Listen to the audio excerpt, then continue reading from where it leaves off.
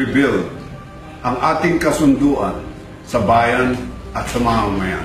Itatag ang isang moderno at dakilang bansang Pilipinas. Itayo ang isang ekonomiya na lumilikha ng sariling mga produkto. Itatag ang walang hanggang kapayapaan na nakabatay sa katarungan at pagkakapantay-pantay. Isulong ang popular o sama-samang pagmamayari ng kayamanan at mga produktong kinukonsumo ng lipunan. Bawiin ang kolonyal at feudal na pamamaraan. Isabuhay natin ang ating pananampalataya.